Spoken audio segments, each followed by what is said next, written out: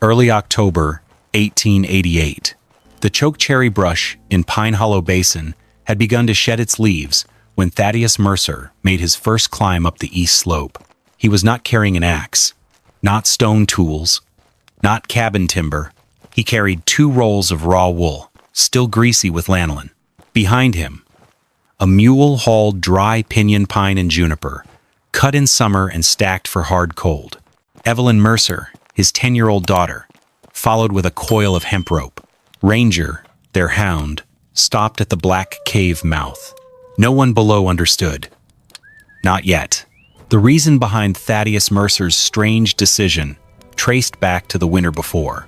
At 41 years old, having spent 11 winters trapping and guiding in Wyoming territory, he knew ice and snow.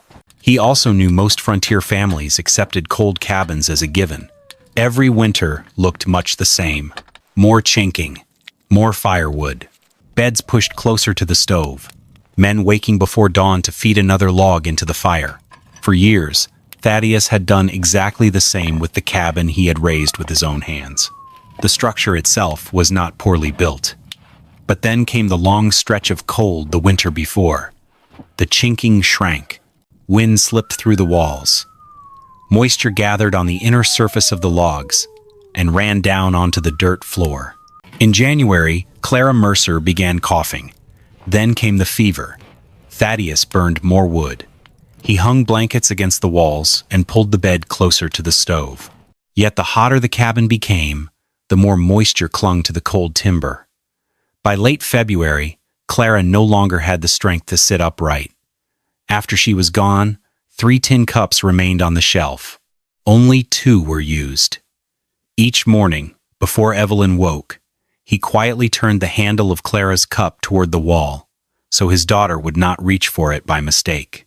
Thaddeus never directly blamed the cabin, but from then on, he began noticing things he had once ignored.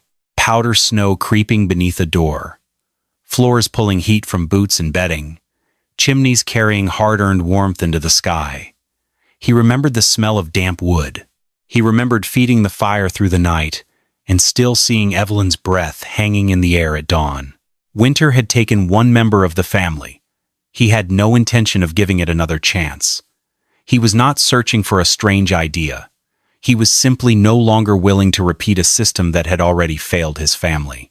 One evening, he opened an old trapping ledger and wrote 3 words across the top of a blank page: wood, wind, damp. Finding a way to defeat all 3 meant leaving the logic of the cabin behind.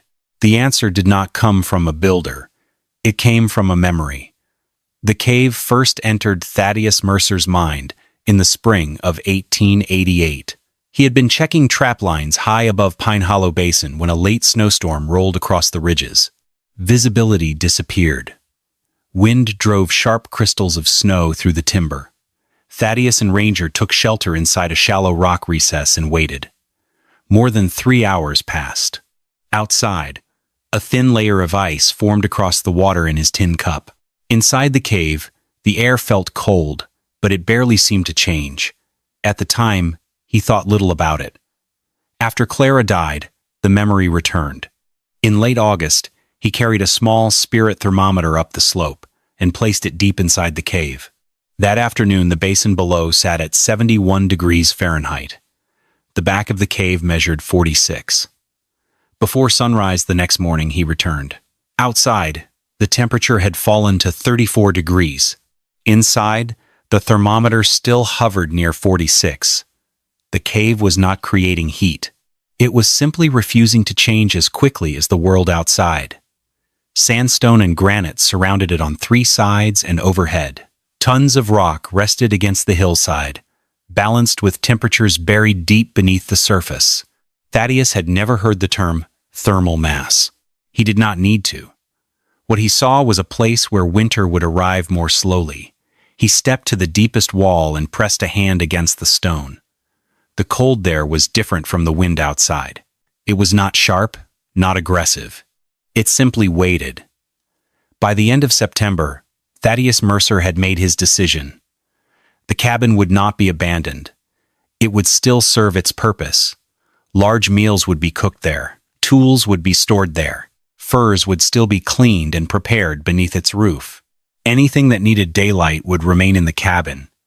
But when the deep cold arrived, he and Evelyn would sleep in the cave. His goal was never to heat 18 feet of stone the way a man heated a summer room. The plan was simpler. Keep the shelter above freezing. Reduce drafts. Keep bedding dry. Use less firewood. Everything else would grow from those goals. Over several evenings, he divided the problem into 5 parts. Cold air entering through the entrance had to be reduced.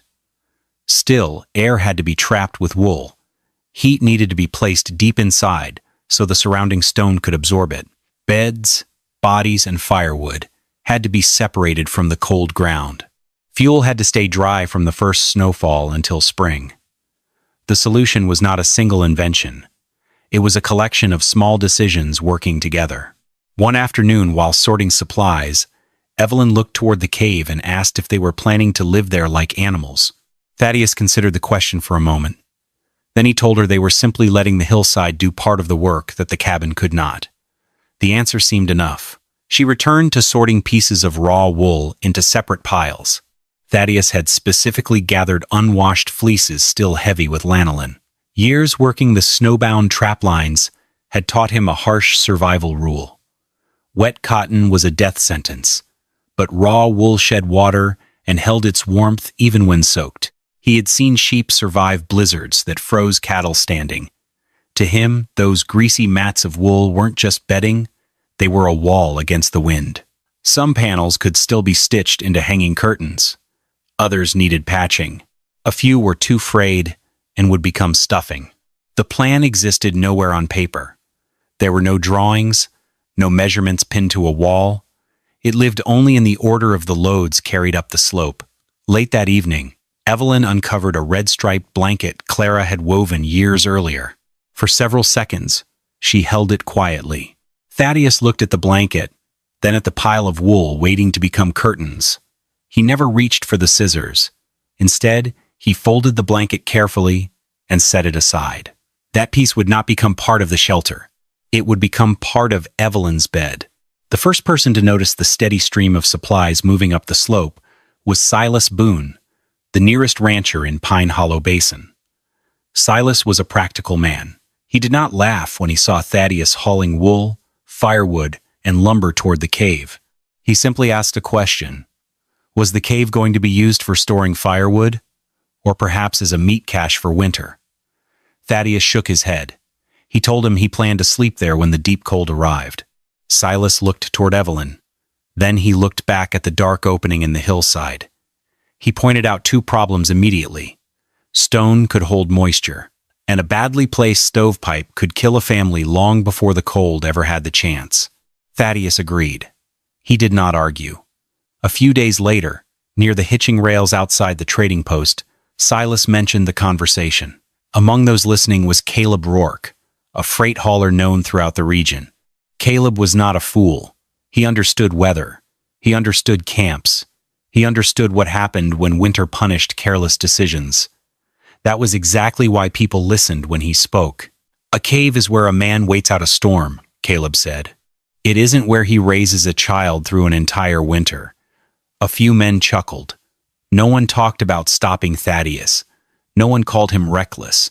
Most reached a different conclusion. They assumed grief had clouded his judgment. After Clara's death, perhaps he simply wanted to escape the cabin. The first skepticism did not arrive as hostility. It arrived as sympathy. Later that afternoon, Thaddeus overheard part of the conversation while securing a load beside his mule. When Caleb mentioned the child, he did not turn around. He did not defend himself, but the hand holding the lead rope tightened for a moment, then relaxed again. Before a single wool curtain was hung or a stove carried inside, Thaddeus focused on the cave itself. A shelter could not protect anyone if it failed before winter truly arrived. He started with the ceiling. Using a long lodgepole pole, he tapped sections of sandstone overhead and listened carefully. Solid rock answered with a sharp sound. Loose sections responded with a hollow note. Anything uncertain was pried down immediately, rather than left hanging above a sleeping child. The floor required attention next. The cave sloped gently toward the entrance, but two shallow depressions collected water after rain. Thaddeus cut a narrow drainage channel leading toward the mouth of the cave, then covered the walking area with gravel and flat stones gathered from the hillside. After that came the wind. Small strands of wool were tied near the entrance and left to move freely. Most northern winds missed the opening because it faced southeast, yet swirling gusts around the ridge still pulled air in unexpected directions. Farther inside, a thin trickle of water seeped from a crack in the stone. It was not much. A single cup could fill after several hours. Still, Thaddeus enlarged a small basin beneath it, lined it with a shallow tin pan, and fitted a wooden cover over the top. If the cave held its temperature, that water might remain usable, even during severe cold. Meanwhile, Evelyn gathered fist-sized stones for the future sleeping platform. Ranger explored every corner of the cave. Eventually, the hound circled twice and settled near the southern wall. It was the driest place inside, was also the most sheltered from moving air, Thaddeus noticed. Without saying a word, he marked the spot. Evelyn called it their corner of the home. For the first time, Thaddeus did not think of the cave as a shelter. He began thinking of it as a room. The cave entrance was wider than it needed to be. If left untouched, every shift in the wind would send a fresh wave of cold air deep into the shelter. Thaddeus had no intention of allowing that. Using peeled lodgepole pine poles, he built a simple frame across the opening. He did not seal the cave behind a heavy wall. Instead, he created a narrow vestibule nearly 4 feet long and low enough that a grown man had to duck his head to enter. The design looked strange. That was the point. A smaller doorway reduced the volume of air moving in and out. The vestibule created a buffer between the outside world and the living space beyond. More importantly, the openings did not line up. The outer entrance sat slightly to the right. The inner opening sat to the left. Wind could no longer run straight through the shelter. The spaces between the poles were packed with dry grass, clay, and scraps of waste wool. A layer of canvas coated with linseed oil and fine ash covered the exterior. Evelyn carried armfuls of grass and wool stuffing, while Thaddeus tightened lashings and sealed gaps. One afternoon, Caleb Rourke rode past below the ridge and glanced up at the strange structure. "Looks like he's building a sheep pen on the side of a mountain," he remarked. A few days earlier, Silas might have laughed. This time he didn't. The offset entrance caught his attention. It looked deliberate. As evening winds swept across the hillside, Thaddeus placed a candle inside the living area and watched the flame. Outside, the gusts pushed through the pines. Inside, the flame barely trembled. Evelyn stepped through the vestibule and paused. Then she smiled. "The wind doesn't bite your ears in here anymore." Thaddeus only nodded and tightened one final knot. Inside the vestibule, Thaddeus hung 2 heavy wool curtains roughly 5 inches apart. The outer curtain was made from rough wool scraps stitched together. The inner layer was denser and softer. Between them sat a pocket of still air. That trapped air was the real insulation. The first test looked promising. One night, the temperature outside dropped to 19 degrees. By dawn, the cave still remained above 43, and no fire had been lit. Then Thaddeus noticed a problem. The lower edge of the outer curtain had frozen to the stone floor. Moisture from boots, melting snow, and warm air had collected in the wool fibers. During the night, the water froze solid. A small problem, a dangerous one. If the curtain tore, the barrier failed. If it remained frozen, the entrance could become difficult to open when it mattered most. Thaddeus immediately took the curtain down. He trimmed 3 inches from the bottom, installed a raised wooden threshold, and cut a narrow drainage groove beneath the doorway. A strip of soft leather was fastened along the lower edge to block drafts without touching the stone. The following morning, the curtain remained dry. Evelyn looked at the repaired entrance and asked if the cave had failed. Thaddeus shook his head. "No," he said. "It just told us what needed fixing. That was the difference between a mistake found in October and a mistake found in January. The stove came from an abandoned assay cabin several miles away. It was small, scarred by years of use. Inside, a few cracked soapstone panels still lined portions of the firebox. They were imperfect, but useful. The stone absorbed heat while the fire burned and released it slowly after the flames faded. Most settlers would have placed the stove close to the entrance. Thaddeus did the opposite. He set it deep inside the cave, near the rear wall and safely away from the sleeping area. The stovepipe rose upward before passing through an opening, reinforced with sheet iron, stone, and clay. A simple damper allowed him to slow the draft without trapping smoke inside. The first trial lasted nearly 2 hours. The results looked encouraging. Temperature climbed steadily throughout the cave. Then the next morning revealed another problem. A thin film of water covered the stone directly behind the stove.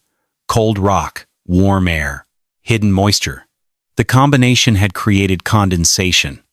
If ignored, damp bedding would follow. Metal would rust. Mold would eventually appear. Thaddeus shut the stove down immediately. He pulled it 7 inches farther from the wall and stacked a loose granite shield behind it. Small gaps remained at the bottom and sides. Air could now rise behind the heated stone, instead of becoming trapped inside a pocket of moisture. While he worked, Evelyn wiped the wall dry with old cloth scraps. The next test produced a different result. The stone still held warmth, but no water gathered on its surface.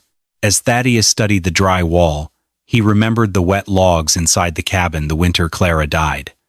The difference was simple. This time, the problem had been discovered before Evelyn ever had to sleep beside it. The sleeping platform stood 16 inches above the stone floor. Its frame was built from pine poles. Thin slats formed the surface. Above them came a layer of dry grass, 2 layers of wool, and finally the red-striped blanket Clara had woven years before. Beneath the foot of the platform, Ranger claimed a space of his own. It stayed warm from the stove and bedding without becoming uncomfortable. Across the cave, Thaddeus built a raised wood rack fastened to stone anchors. Firewood rested 14 inches above the ground, with gaps between rows to allow airflow. For a few days, he kept some juniper near the entrance for convenience. That mistake revealed itself quickly. After just 3 days of wet snow, moisture rushed in every time the door opened. The outer logs soaked it up, grew heavy, and burned with thick smoke. Failure number 3. He immediately moved the entire wood rack 6 feet deeper into the cave. Wood was stacked in thinner rows to improve airflow, and only a small supply, just enough for the next day, was kept near the stove. Around the same time, the spring-fed water basin received a wooden cover. By early November, father and daughter could draw fresh water without having to step out into the freezing cold.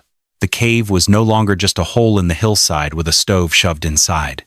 It had truly become a winter survival system. One evening, Evelyn spread her mother's blanket across the sleeping platform and carefully smoothed a wrinkle from the fabric. Ranger rested his head against the edge of the bed. Thaddeus quietly turned away, pretending to inspect the wood rack instead. Before moving into the cave full-time, Thaddeus spent several weeks testing it. Every trial went into a ledger. Outside temperature, inside temperature, firewood consumed, nothing else. One evening, the air outside dropped to 14 degrees. The cave began at 45. Less than 2 hours of fire brought it to 58. 6 hours after the flames had faded into gray ash, the thermometer still read 50. He tested everything. Doors opened for different lengths of time. Drafts checked during shifting winds. Smaller fires on some nights. Larger fires on others. He wanted to know the minimum needed, not the maximum possible. Evelyn began sleeping in the cave during those trials. The previous winter, she often woke when the fire died. Here, she slept until Ranger climbed onto the platform and nudged her awake. One morning, Thaddeus noticed something. She had not coughed. He did not write that in the ledger. Instead, he recorded, outside 12, inside 49, fire out 5 hours. Those were the numbers he could measure. The meaning behind them stayed off the page. At dawn, He paused beside the platform and held the back of his hand near Evelyn's mouth. Her breathing was steady. News of Evelyn sleeping in the cave spread quickly through Pine Hollow Basin. By early winter, nearly everyone had heard some version of the story. The most repeated remark came during a community barn roof repair. Caleb Rourke delivered it while handing shingles across a ladder. "A cave is where people wait to be rescued," he said. "It isn't a place a father calls home." The statement carried weight. Several men stopped working long enough to think about it. The concern was real. Thaddeus was not merely testing an idea on himself. A child was living inside that shelter. Some worried about moisture. Others warned that creosote could build inside the stovepipe. A few believed grief had pushed Thaddeus away from the cabin because every corner reminded him of Clara. Silas Boone listened to the discussion. He did not defend the cave or claim the plan would succeed. The only thing he said was that Thaddeus had tested more parts of that shelter than most men had ever tested on their own homes. Caleb nodded. "Winter will test the rest." No one argued with that. Thaddeus was not present when the conversation took place. Later, someone repeated every word to him. He showed no anger. Instead, he returned to the cave and inspected the stovepipe again. He cleaned away ash, checked the damper, and measured the distance between the stove and the bedding one more time. The doubts of the valley changed nothing about his goal. What they changed was his willingness to search for another mistake. That evening, he heard Caleb's words again in his mind, while Evelyn sat beside the stove mending a small tear in one of her gloves. For a few moments, he watched her work. Then he picked up a lantern and inspected the chimney for the third time. For the first 3 weeks of November, winter was mild. Down in the basin, smoke rose steadily from the cabins. Wood piles remained high. People started thinking Thaddeus had wasted his effort on a problem that didn't exist. Thaddeus ignored them. He kept refining the system, adding a windbreak curtain to the vestibule, capping the stovepipe, and tracking firewood with charcoal marks on the stone. The results were flawless. The rock held heat, and the water basin never froze. Evelyn began treating the cave like a real room. Her schoolbook and cloth doll found their own niches in the wall. But comfort breeds complacency. Thaddeus knew early November proved nothing. Nature hadn't delivered its verdict yet. So, while the families below relaxed into warm evenings, he quietly hauled more firewood up the mountain. Every load meant one less reason to risk going outside when the storms hit. One afternoon, Evelyn set her doll down and declared she no longer thought caves were for animals. Thaddeus glanced out at the northern ridges. "The hard part hasn't arrived yet," he said. The preparation continued. The first warning was not snow. It was the absence of wind. For 2 straight days, the air above Pine Hollow Basin remained strangely still. Smoke rose from chimneys in narrow gray columns, climbed upward, then stopped beneath a ceiling of yellow-gray clouds. The afternoon light looked flat. Shadows nearly disappeared. Ranger noticed the change before most people did. The hound began leaving the entrance area earlier than usual. Several times he stood facing north, ears forward, refusing to remain outside for long. Across the basin, Silas Boone observed his cattle gathering near sheltered ground, even though temperatures had not yet fallen dramatically. He hauled additional hay into the barn. Farther north, Caleb Rourke had just returned from a freight run. His report unsettled more than a few listeners. Small ponds had frozen solid in a single night. Wagon wheels produced unfamiliar cracking sounds on frozen ground. Something larger was moving south. On the evening of November 18th, Thaddeus checked the thermometer, 8 degrees. The next morning it read -9. Less than 36 hours later, it reached -24. Then the wind arrived. Hard, cold, relentless. Dry snow swept across the basin and began finding openings that rain had never discovered. Cabins creaked. Barn doors rattled. Chimneys roared. Nature did not argue with Caleb. It did not defend Thaddeus. It simply began measuring every shelter by the same standard. When the thermometer dropped below 0, Thaddeus returned to the cabin one final time. He removed Clara's tin cup from the shelf. Carefully, he placed it inside a wooden chest. Then he closed the lid. Before darkness reached the basin floor, he, Evelyn, and Ranger carried the last of their supplies to the cave. The real test had begun. The first assault came during the opening night of the cold wave. Wind slammed into the mountainside. Dry snow piled against the vestibule and swirled around the entrance, searching for a path inward. The outer wool curtain moved constantly. The inner curtain barely stirred. The offset passage was doing exactly what it had been designed to do. Thaddeus fed the stove with a mixture of pinyon pine and juniper. The pinyon ignited quickly. The juniper burned more slowly and left a deeper bed of coals. Heat flowed into the soapstone panels and the granite shield behind the stove. Outside, the temperature plunged to -24 degrees. Inside the sleeping area, the thermometer held near 53. Hour after hour, the wind continued probing. The cave answered by changing slowly. Near dawn, the fire had collapsed into glowing coals hidden beneath gray ash. The thermometer still read 47. On the platform, Evelyn slept beneath Clara's red-striped blanket. Ranger lay beneath the bed with his nose tucked beneath his tail. The covered water basin carried a thin skin of cold around its rim, but the water remained liquid. Far below, the cabin told a different story. A water bucket placed beside the wall had frozen. Thin white lines of snow had appeared beneath the door, and along several sections of chinking. When daylight arrived, Thaddeus walked down to inspect the old shelter.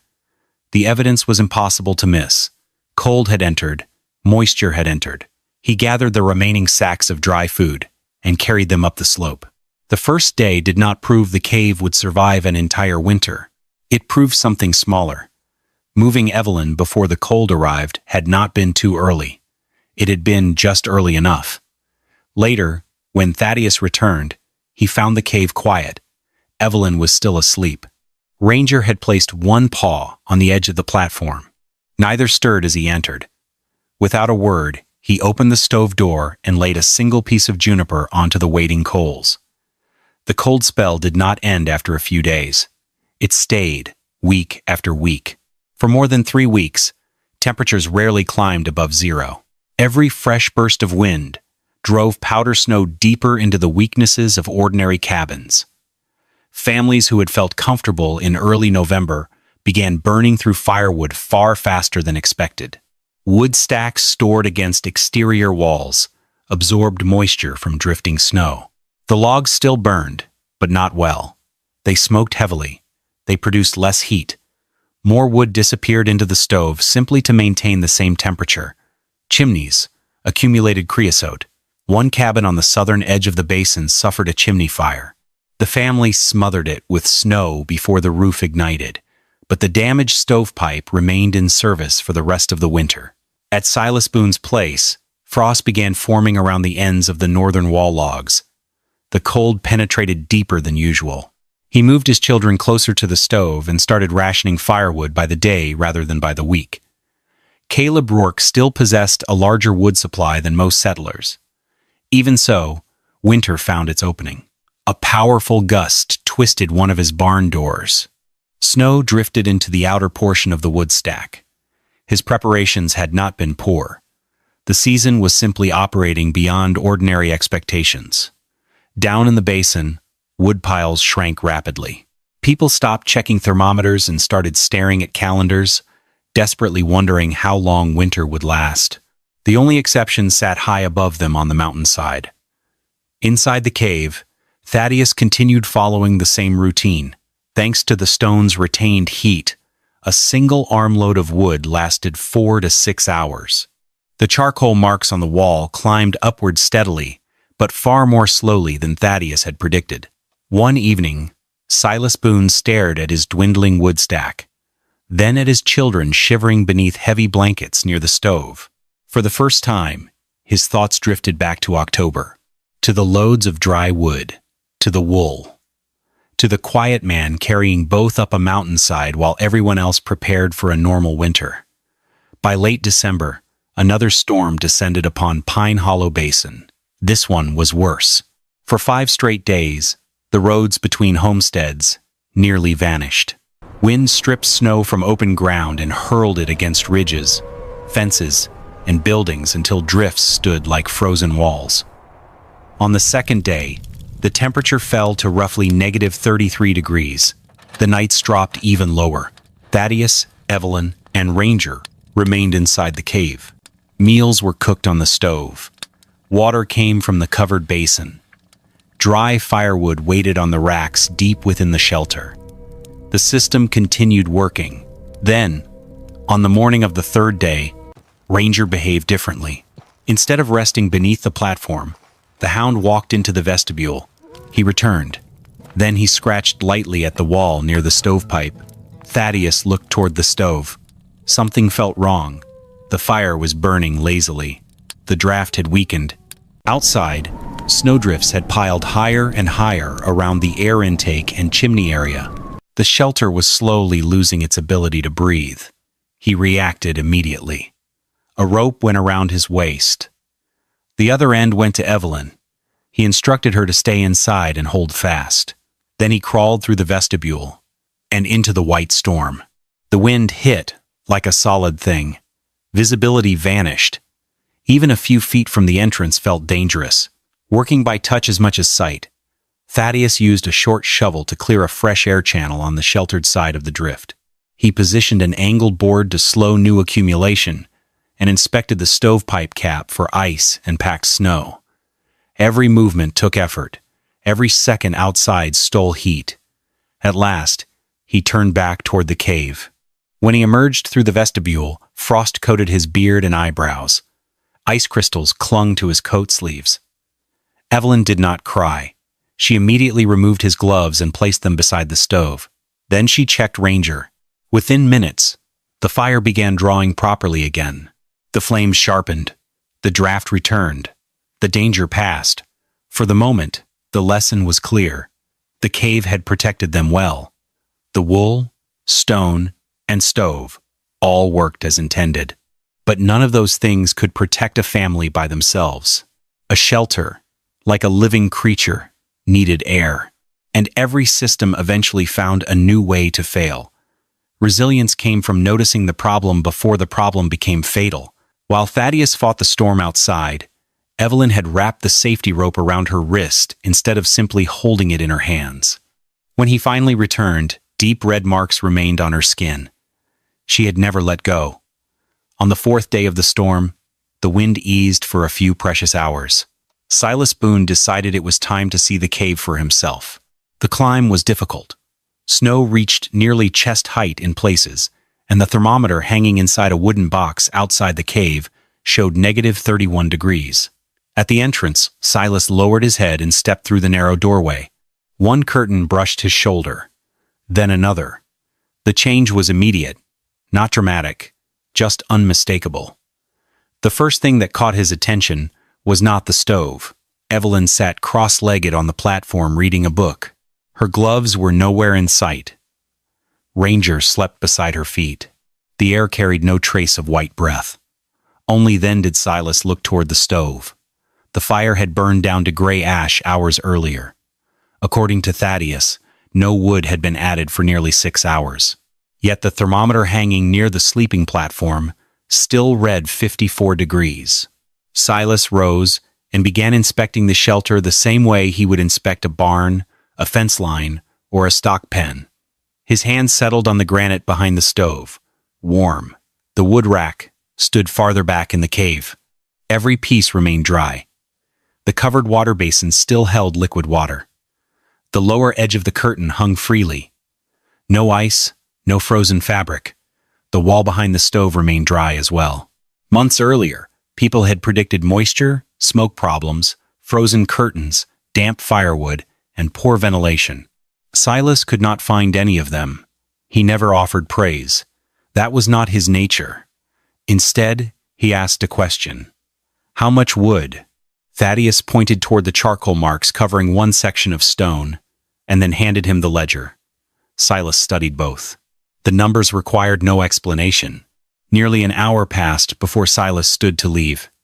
Before heading down the snow-covered slope, he paused and looked back.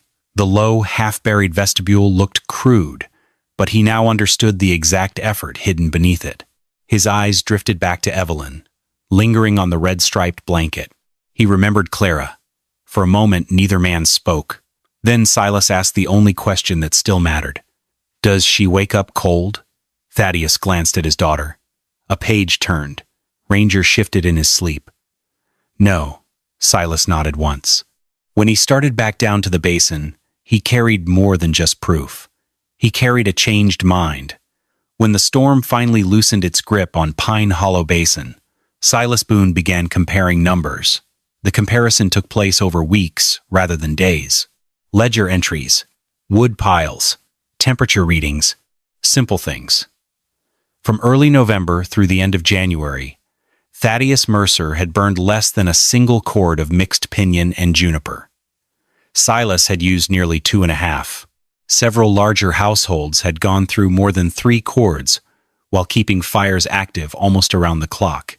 The temperature records told a similar story. During the worst stretch of cold, when outdoor readings approached -37 degrees, the lowest temperature recorded in the cave's sleeping area was 45. That figure came after the fire had been out for hours. On the same night, one corner of Silas's cabin hovered near 30 degrees despite an active stove. The difference could not be traced to any single feature. The stones surrounding the cave reduced temperature swings. The vestibule and offset entrance weakened the force of incoming drafts. Layers of wool protected pockets of still air.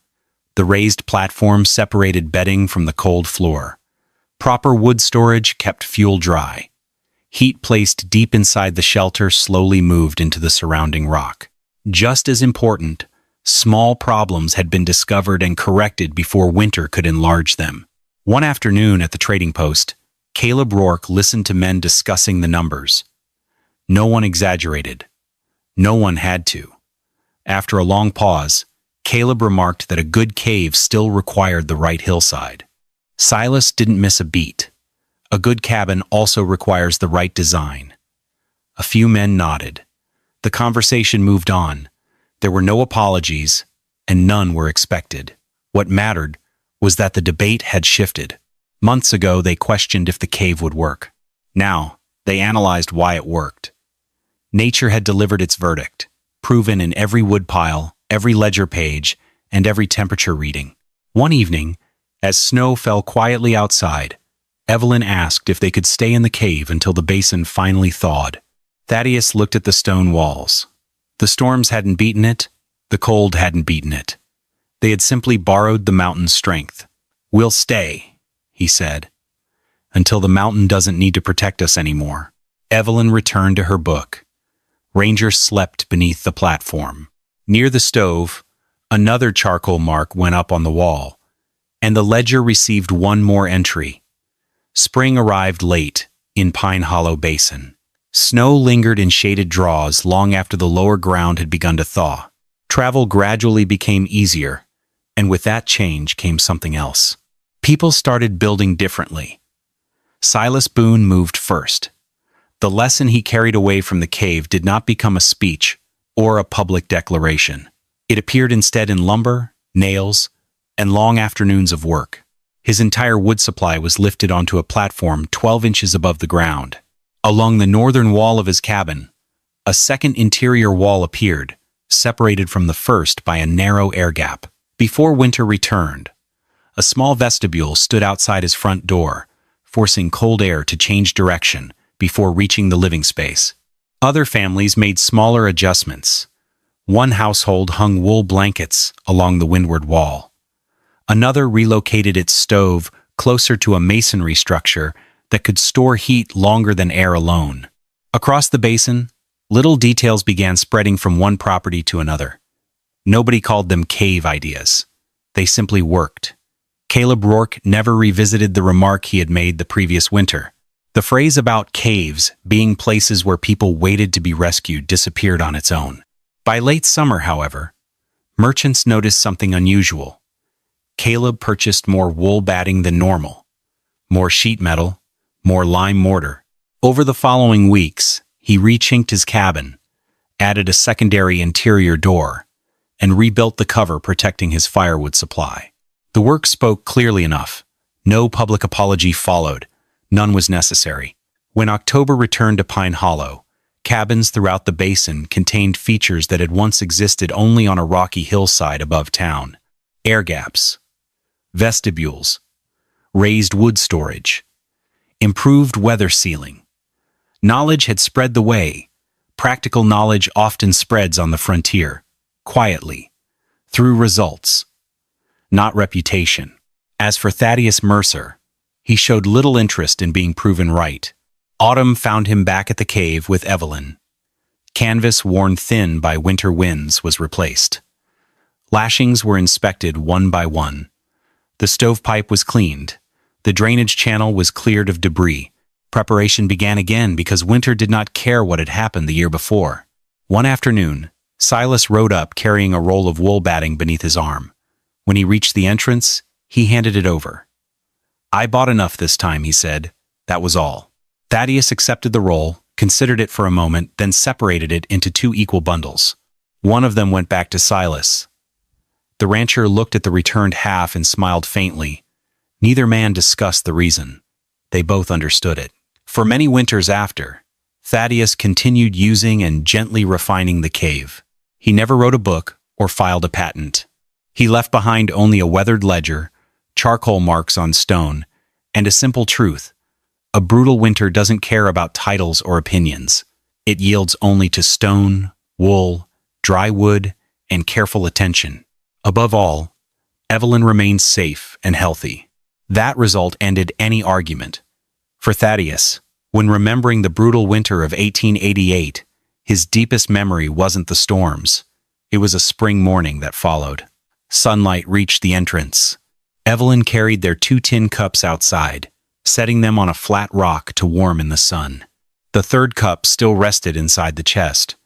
For months, he had avoided looking at it.